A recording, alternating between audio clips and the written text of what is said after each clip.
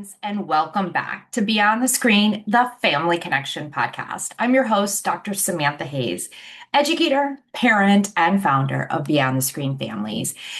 And today we're talking about something that sounds simple, and we've talked about it before in other contexts, but it's actually so incredibly powerful. Nature play. I'm talking about getting your kids outside in nature and the impact and power that it actually has on your children and actually all of us as humans. And today we're going to specifically dive into why it matters even if all you have is a backyard, a sidewalk, a small patch of grass, or a shared park location. Because somewhere along the way, we started to believe that nature experiences had to be big to matter.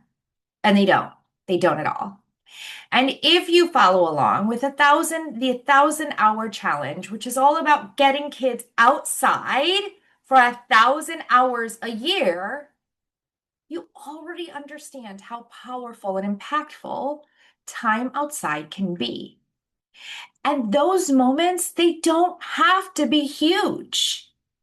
Just recently, when we were talking with Chelsea Kuhn about the about going screen free for the summer, and she shared her playborhood that she created in her garage where the kids were going in and out and they had access to all of these things. It didn't have to be big. It can be something as simple as that. It can be a hike, a camping trip, a full day outside, or just a simple bike ride. And while all of those things are wonderful, they are not what builds connection to nature because it's not just a one-time thing. It's the small, repeated moments that matter most. So the playborhood experience is super impactful because it's a daily, like garage opens, let's play outside. We have stuff inside the garage you can use to in, out, in, out, in, out every single day. Maybe it's the bike ride you take with your children every single day, or just getting outside for 10 minutes every single day. Those experiences, they matter. That continuing to build the everyday exposure transforms and does something powerful that we could never do in any other way. The simple invitations to step outside daily are what are important. Yes, even if you live somewhere where it's cold. So let's talk about why nature matters when we are living in a screen-heavy world.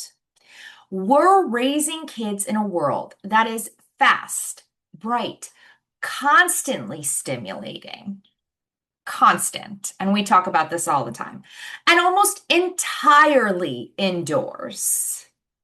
Screens are designed to capture attention quickly.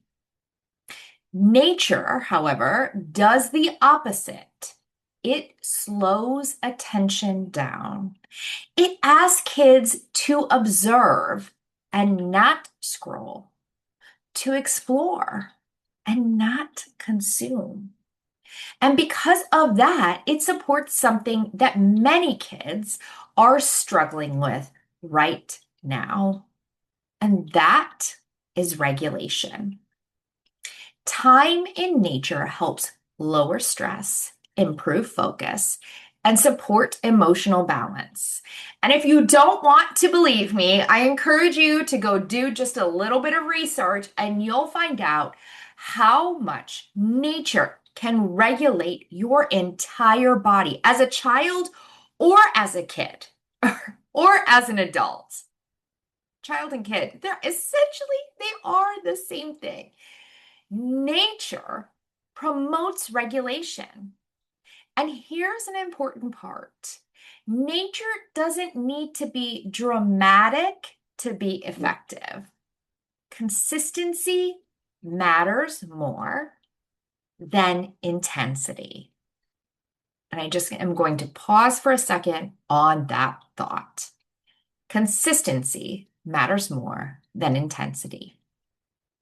So, what does nature play actually build?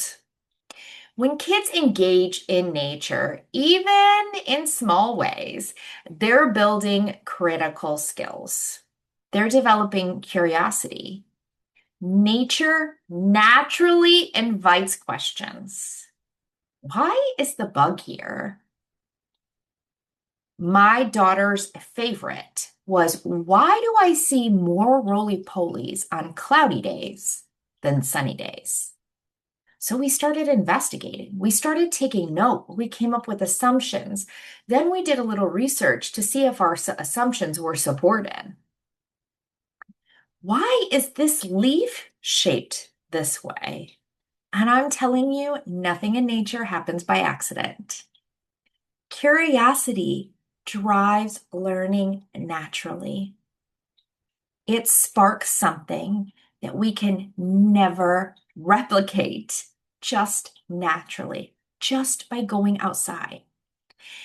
Nature also builds problem solving. Uneven ground, loose materials, unpredictable environments. Kids have to adapt. Uneven rocks when you're walking on a beach or just in our park where we have gigantic boulders positioned and the kids naturally gravitate towards them. They want to see if they can balance, if they can jump from rock to rock. And that builds so much inner strength, inner confidence when they're able to finally accomplish something, when they're able to problem solve and maneuver in a way that they didn't think they could. There is so much going on, and that builds so much in your own child. Problem solving is what happens when kids are outside because there's no exact right answer. The way I'm able to maneuver from a rock to a rock is going to be different than my 7-year-old daughter, which is going to be different than my 3-year-old son. And so each one of us has to figure it out on our own and listen to the advice they might have, but also be discerning to figure out if their advice is going to work for us. There are so many natural problem-solving elements just by getting outside. Nature also builds sensory integration. Nature engages all the senses: touch, sight, sound, smell, and maybe taste, depending on the age of your children. This actually supports regulation and it supports focus in ways that screens just can't. They're naturally going to be curious and want to touch and feel. And that is regulation at its most powerful thing. Look at a baby. The first time its feet touches grass and the recoil, but then there's this curiosity. And lots of times you'll see babies, they want to touch it again, right? They want to experiment again because there's something about it. They're curious. Learning is happening. And that happens throughout our entire lives with nature. Nature also builds confidence, and we've talked about this just a little bit in these 4 steps. When kids climb and build and explore and figure things out, they develop real confidence, not from praise, but from real lived experiences and their ability to work through them. Nature isn't just play. It's not a just nice to have. It's all of that. It's foundational. Getting our kids out in nature is an essential. no matter what kind of space you have. So then why do some kids resist it? So let's talk about that because that's real. I hear it in my own house sometimes when I'm like, let's go outside. And my kids might be like, no.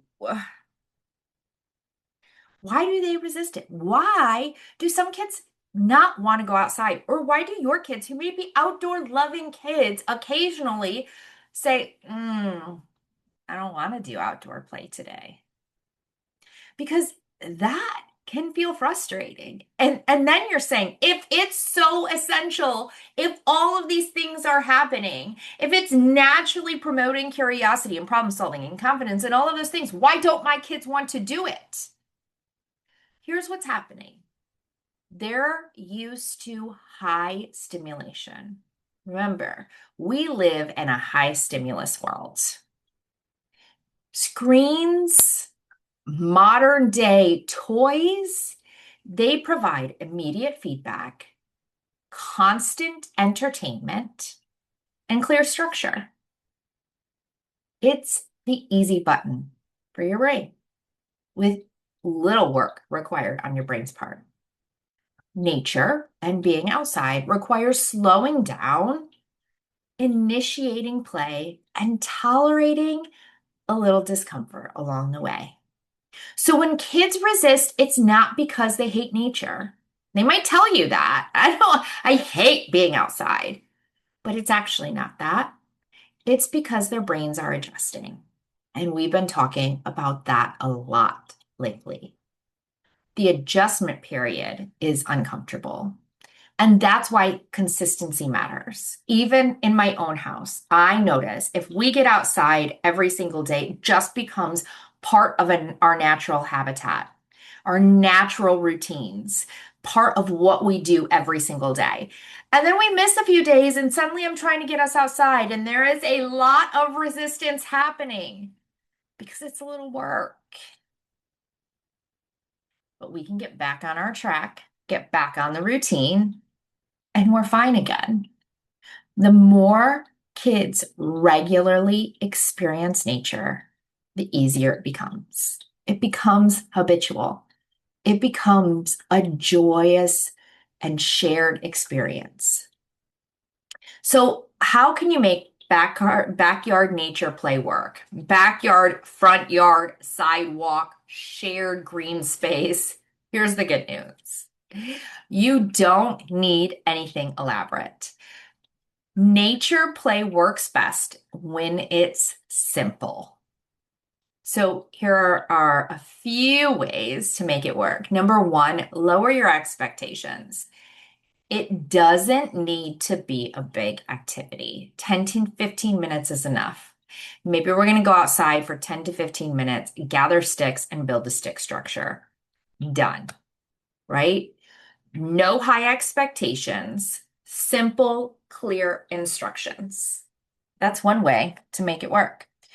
A small invitation is another way. The neighborhood, which I think I need to figure out how to replicate in our neighborhood. We don't have a lot of kids living right near us, so that will be our challenging aspect. But so instead of saying go outside, maybe you're saying let's go out and make some things with chalk.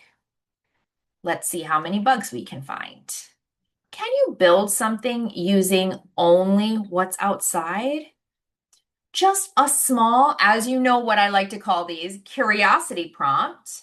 One small curiosity prompt. Get your child's brain working and thinking, and then you get to step back. They do the heavy lifting. They do the hard work, and they reap the rewards from it then. They see a new boost of confidence as they're creating and doing. They're problem solving, and their brain actually learns that it likes all of these kinds of experiences. Maybe you need to join in briefly. We talk about this a lot, that with connection comes independence. So you don't need to stay the whole time, but maybe you say, let's go outside I'm going to start with you for 5 minutes and then I'm going to do X, Y, and Z. I do this with my own children a lot. Let's go outside. I'm going to play some bubbles with you, and then mommy has to do this. My kids will take the rest of the afternoon, again, remember, 7 and 3, and play on their own because we had a super connective moment that took 5 minutes to get it all started. Starting with your child builds connection, builds momentum, and then independence flourishes. This is one where nature is perfect, and that's all the messy moments. Let it be messy. Children and clothes wash, sidewalks wash. Let kids be messy. Dirt, sticks, rocks, mud. That's the whole point of nature play. Mess is part of the experience, and there is so much learning that happens when the mess happens. And my last suggestion is to repeat it often. Nature connection is built through repetition. It's not one perfect day. It's the continual habit. The fact that nature play is part of your routine, that's powerful. So if you're like, okay, I love this, but I just want to help you understand how nature, you can bring stuff from indoors outside and create such a rich experience. So this is our Wonder Box. This is our Build Wonder Box. And it's something that can just go outside with you. Maybe you grab the box and you take these materials and kids just start doing it outside. And maybe something starts with the box and then incorporates all that is amazing about the outdoors. For example, build something as high as you can. Maybe you have things sitting around outside and kids get this prompt card and then they're like, I know what I can do. Our Wonder Boxes, remove the I'm not sure what to do aspect. It gives you the prompts already there, and the supplies can go outside with you, or you can use the prompt cards and just go outside, and then you have your invitation already created. So you can find out more about this at our website. We'll include it in the show notes as well, so you can go check out the Wonder Box. For outdoors, I'm going to tell you the Build Box is probably my favorite because I can take these awesome blocks and they can become part of my experience outdoors in addition to all the other stuff I'm going to find. So I just want to leave you with this.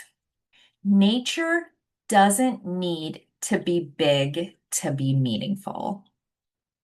It's meaningful just the way it is.